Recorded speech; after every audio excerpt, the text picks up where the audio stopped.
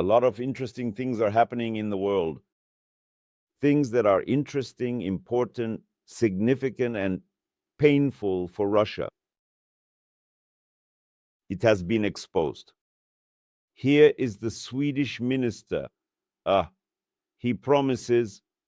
Swedish minister promises to revoke the residence permits of Russian migrants. All participants of the immortal regiment will be deprived of their residence permits and expelled from Sweden, as, according to the minister, the country is absolutely not obliged to show hospitality to people who threaten public order and safety. The idea will likely be adopted by the Baltic states and then by all of Europe.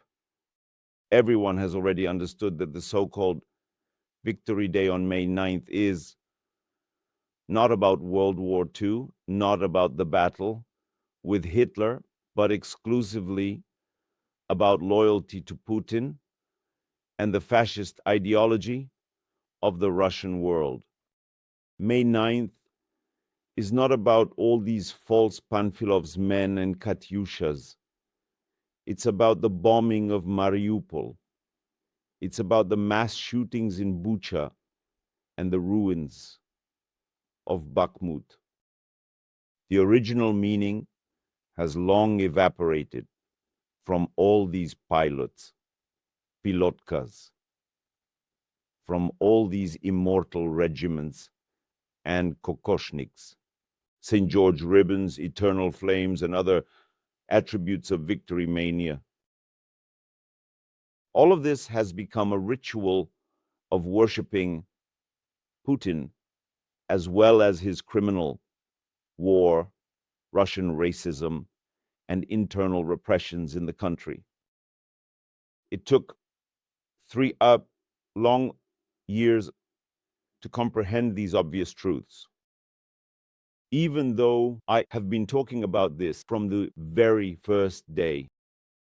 Nevertheless, it took 3 years to comprehend, as well as to realize that when crossing any borders with the civilized world, Russians who travel abroad must obligatorily declare their stance on the special military operation and Putin in questionnaires.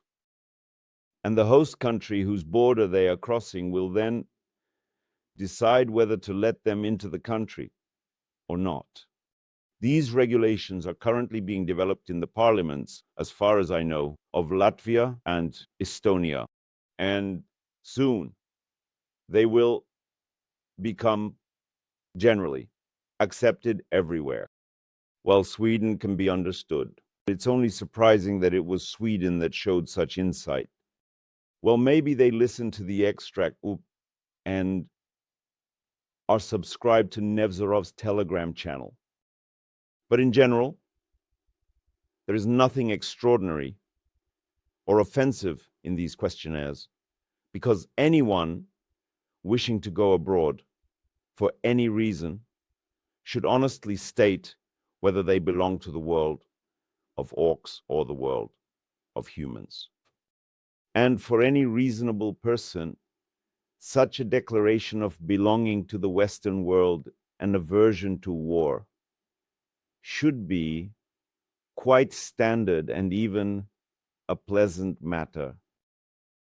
And those who, for various reasons, cannot do this, well, then they will have to stay in their beloved Russia, because living and being in two polar opposite worlds will not be possible in the near future. This war will last a long time. Fascism will rage within the country and tear apart the unfortunate people with the yellow claws of Patrushev.